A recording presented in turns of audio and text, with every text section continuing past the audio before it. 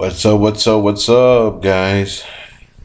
This is Frank the Bam, continuing with the Nightmare on Elm Street franchise, ranking them from worst to best. And like I said on my last video, things are getting hard to rank. And these two movies were so hard and they're so equal in my mind that I gonna rank them both in this video. So you get a 2-for-1 video again. From this particular franchise, we're gonna rank number 6 first and then number 5. So with the number 6 ranking, it's A Nightmare on Elm Street Part 4, The Dream Master.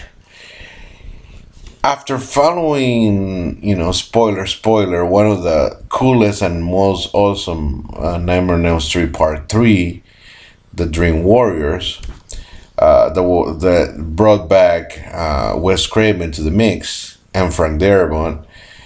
Nightmare on Elm Street 4 followed up, casting some of the same guys, plus one new cast, one new recasting, bringing Tuesday Night, to the mix. And what we got is like the follow-up to one of the coolest movies, bringing up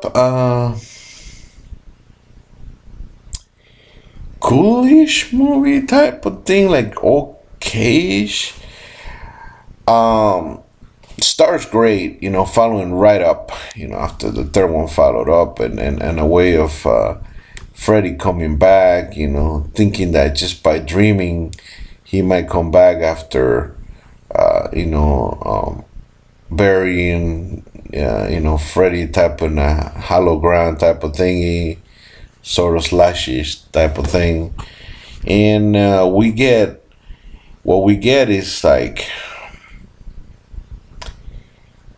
I love how it started, but right away it pissed me off. The Dream Warriors, the characters that we had loved and we have cheered and we have really, really admired from Part 3 are taken out fairly easily. And that completely pissed me off. I remember I was going like, yeah, and then going like, oh. So Part 4 promises to be awesome and then falls flat somewhere in the middle. That's a really cool kill, as the kill of the Roach Motel one, having the girl that's afraid of bugs, grow cockroaches arm and stuff, and then Freddy just like grab a Roach Motel and crush her. And then with the of course, iconic line. It has a lot of cool things like that, but at the same time, it also has some lame things like, let me pick just one here.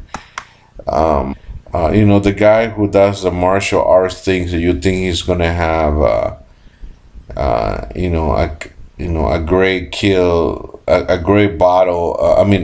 There's this guy who does martial arts, and you think that he's gonna fight Freddy like in a really cool way, and he just wasted. The dude is just, Freddy just totally just kills him just like that, and that to me, this just pissed me off.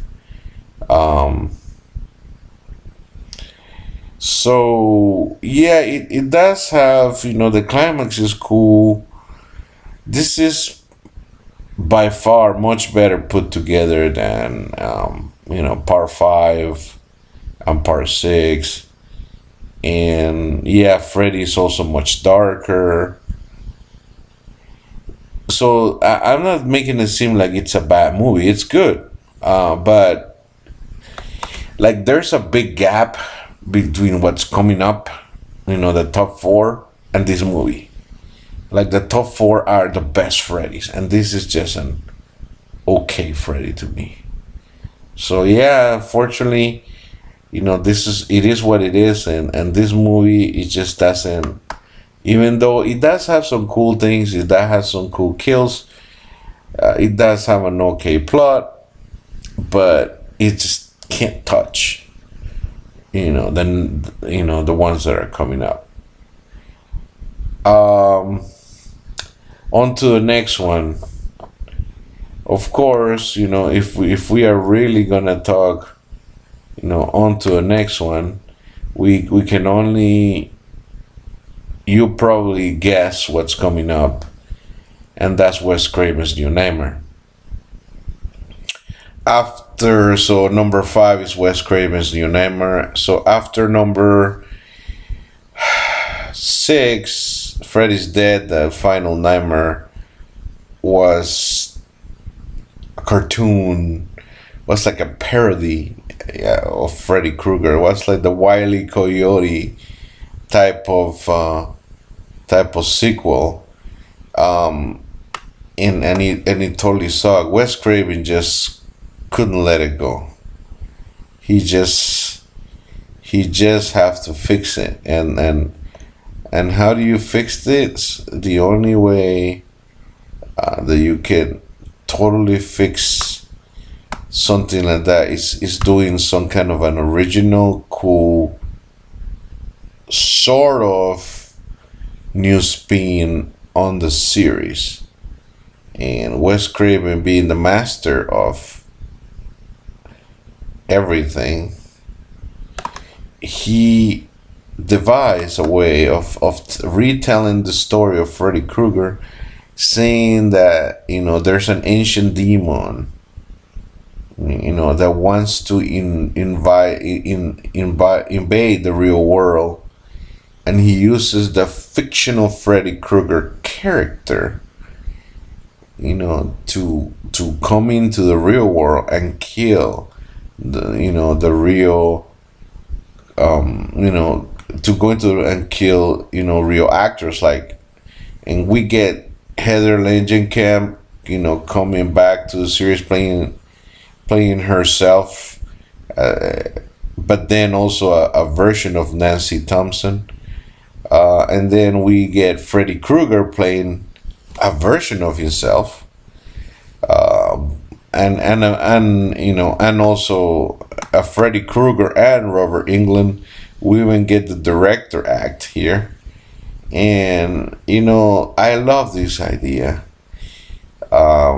Sort of like what Scream was for later on, as getting into how other people perceive horror film and a maniac following up. This time we have the supernatural, and it's really cool how Heather Langenkamp, kind of lives in LA with her husband and young son, and she's being attacked by this demon that but at first she thinks it's just, that she was really attacked by she was really being harassed by a stalker, and this kind of relieves that. She thinks it's a stalker, but it's really the demon that's taking the place of Freddy Krueger. Great kills. The kill that pays homage to part one, on the roof, like with the rotating room. It's unbelievable. I love Freddy's new look with the darker trench coat, the bone claw, and all the the things like that. Even though it's not a perfect film, and like I said, it's not just like the other film, it doesn't touch the top four in my mind. But this film, it's truly scary.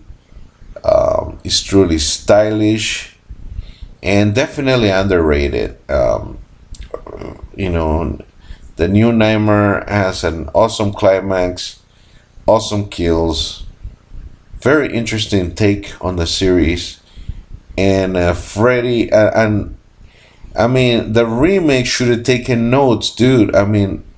Even Robert Englund reinvented himself. Here, Wes Craven reinvented his own awesome character that didn't need reinventing at all.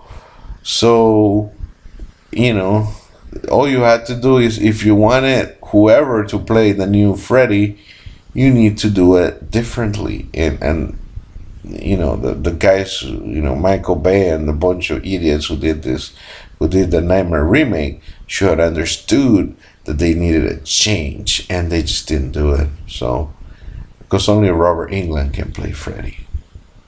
So there you go.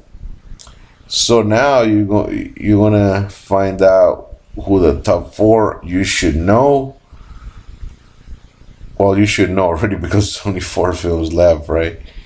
But you don't know how they're gonna rank, huh?